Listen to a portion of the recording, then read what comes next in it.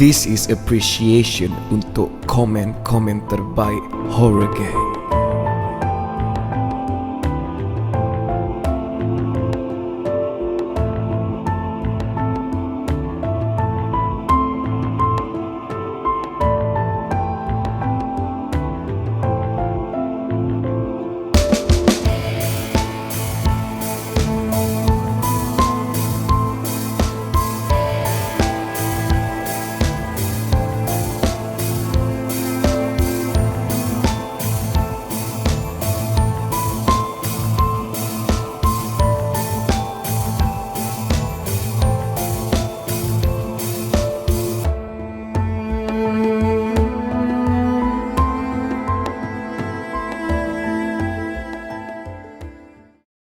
What's up, Horror Gang?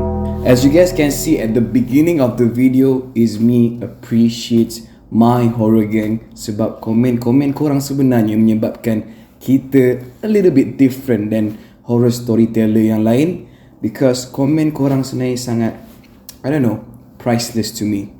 So, untuk cerita kita yang pada kali ini is about kisah sebenar saya juga. So if you guys ready, nak layan lagi, pasang earphone, tutup lampu, and let the horror begin.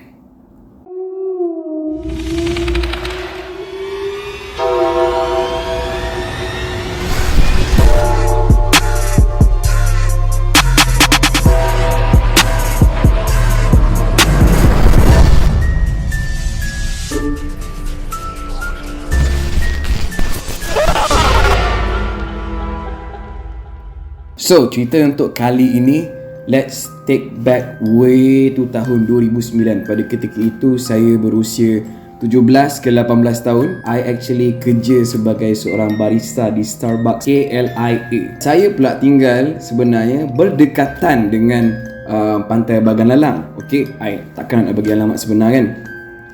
So nak pergi ke tempat kerja di KLIA ni, di sini ada bas. Cuma kalau diingat balik pada ketika zaman itu, siapa yang kerja tertentu, dia ada hostel untuk pekerja-pekerja KLIA, selalunya di area Nilai. Tapi pada ketika itu saya rasa saya masih belum lagi apply untuk duduk di hostel. So saya selalunya akan terus balik ke rumah family saya lah pada ketika itu. Okay, remember, bear in mind, ini adalah tahun 2009. It was way back beberapa tahun yang lalu. Umur saya sekarang pun dah 31. Starbucks dekat sana 24 jam tau. Maksudnya shift you 7 sampai 3 petang. Yang masuk shift petang 3 sampai 11. Yang shift malam ke pagi 11 sampai 7. Saya ingat lagi pada ketika itu saya shift petang. So saya balik pukul 11. So bas untuk balik ke tempat saya tu, kita akan tunggu dalam dekat pukul 12 macam tu kot, 11.30 macam tu baru dia gerak. So untuk sampai dengan tempat yang dia berhenti sampai dekat area last stop, which is tempat saya last lah, saya kena turun yang tempat last. Itu saja pilihan yang saya ada. Berhenti, turun bas dekat situ. Kat kawasan tu memang gelap. Dia betul-betul tepi jalan dan dia selepas daripada 2 biji kuil kalau tak silap saya.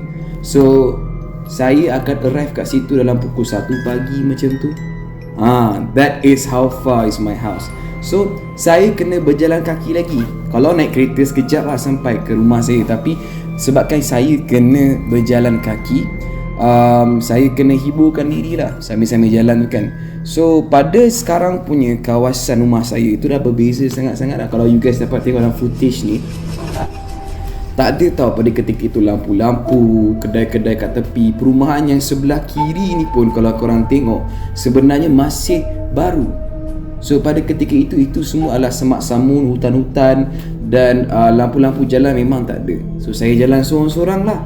Tapi kalau orang tanya, tak takut ke jalan sorang-sorang ke apa kan? Sebenarnya saya ni susah sikit lah. Pada zaman tu saya ni susah sikit nak merasa takut, tapi bukanlah seorang yang berani. Okay, that's how I describe myself lah. Bila pergi ke sesuatu kawasan tu, saya yang lambat sikit nak respon untuk takut ke apa ke. Tapi bagi saya, if something yang tak diingini muncul, mungkin saya pingsan, mungkin saya menangis, saya mungkin lari macam perempuan, saya mungkin lari nak selamatkan diri, mungkin. But now kita go back to the story.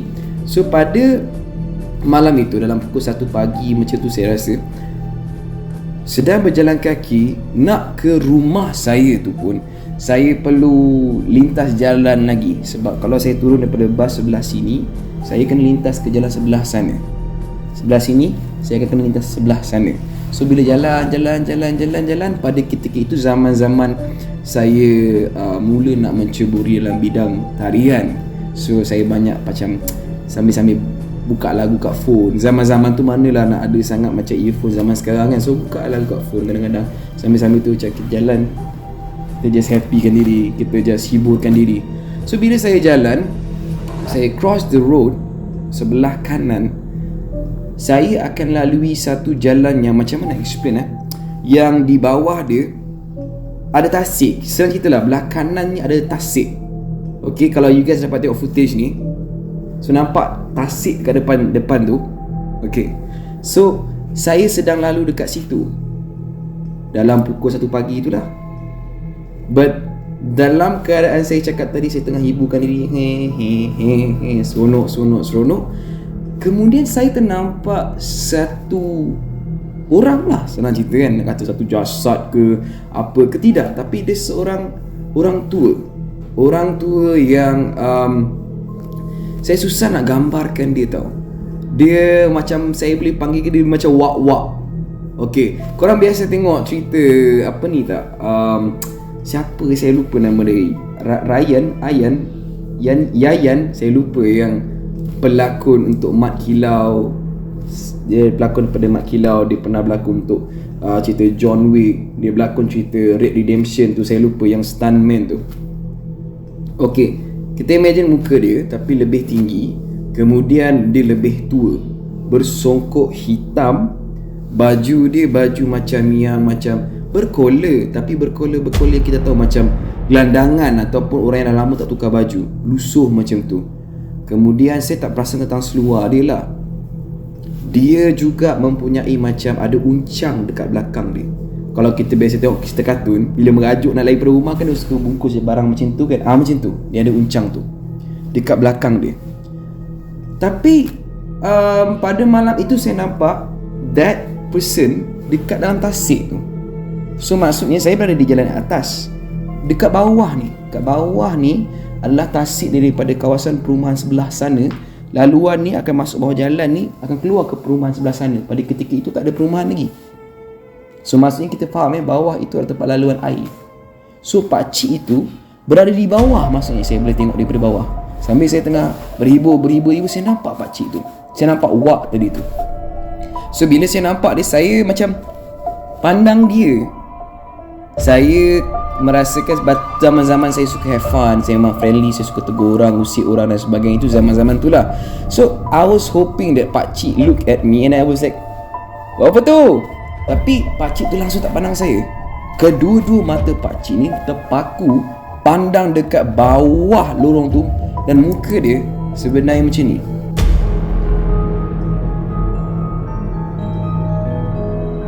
Dan dia langsung tidak bergerak. Katakanlah kalau saya berjalan tu 20 saat ke 30 saat untuk lalu lintasan, memang pakcik tu macam ni. But the interesting part tau horror gang adalah, it might sound weird, tetapi macam ada lighting daripada bawah pakcik ni ke atas. Okay, you guys biasa kan kalau tengok orang-orang suka usik-usik orang kan, dia suka ambil torchlight and then buka daripada bawah, macam tu. Let's say kita ambil ni, nampak macam ni kan daripada bawah lighting dia. So imagine lighting yang lebih besar daripada bawah pakcik tu, daripada kaki dia sampai ke atas bercahaya. Dan cahaya dia adalah cahaya warna putih. Dia bukan orange ke kuning-kuning, tak ada, dia memang putih. Pancanya daripada bawah sampai ke atas. Dan jelas saya nampak mata pakcik tu pandang macam tu je bawah tu. Bila saya ingat balik kan, saya rasalah saya tak nampak pun warna putih mata pakcik tu, tetapi dia punya tenung dekat bawah tu dengan mulut dia yang tenganga tu menyebabkan saya macam, tak apalah, aku tak nak kacau lah ketenangan pakcik itu yang tengah pandang kat bawah tu. Saya jalan sampai ke depan, saya toleh ke belakang, dan dia masih dekat situ, tak bergerak, tak bersuara, tak nampak apa-apa ataupun mengeluarkan sesebarang bunyi. Pada ketika itu saya tak fikir apa-apa pun tau pasal pakcik atau wak tersebut. Sampai besoknya saya borak dengan bos saya. Saya borak-borak dengan bos saya ceritalah, bang, semalam kan saya masa balik jalan kaki tu bang, kat bawah ni ada tasik tau. Saya cerita exactly the same lah macam mana saya cerita dengan horror gang semua. Saya cerita balik dengan bos saya, Abang Suhairi nama dia, saya ingat lagi. Lepas tu Bang Suhairi, saya nampak dia kan, dia termenung bawah tu. Kenapa Saya tanya macam tu. Saya nak tegur dia, tapi dia tak pandang saya pun bang. Saya tengah borak-borak sambil saya tengah lap kaca pastry masa tu kan. Tiba-tiba bos saya tengah tulis report tu, dia kata, kau jumpa pakcik tu pukul berapa tadi tu Syakir? Tegur saya macam bau sel otak nak berhubung.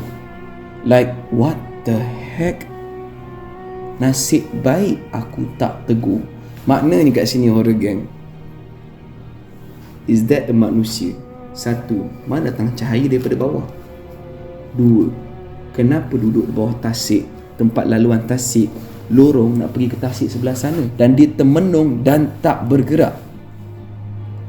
So aku bukan nak pandai-pandai aku, tapi bila bos aku sendiri cakap, engkau balik rumah tadi tu pukul apa Syakir? Simple dia cakap, pukul berapa? I was thinking it's almost 2 in the morning. Mana ada orang duduk bawah tu, sedangkan memang sekeliling pada ketika itu tak ada orang pun. Dia seorang aja dan saya. So sampai hari ni misteri siapakah wak atau pakcik dekat bawah tu memang misteri sampai sekarang.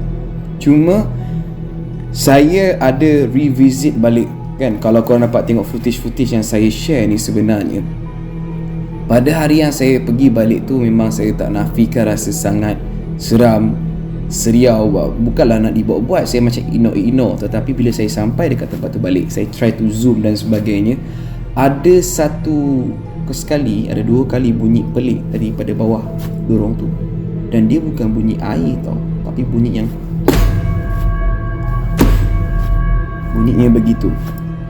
So ini adalah sedikit sebanyak perkongsian saya jumpa dengan seorang wak yang misteri dekat dalam tasik pada jam almost 2 pagi.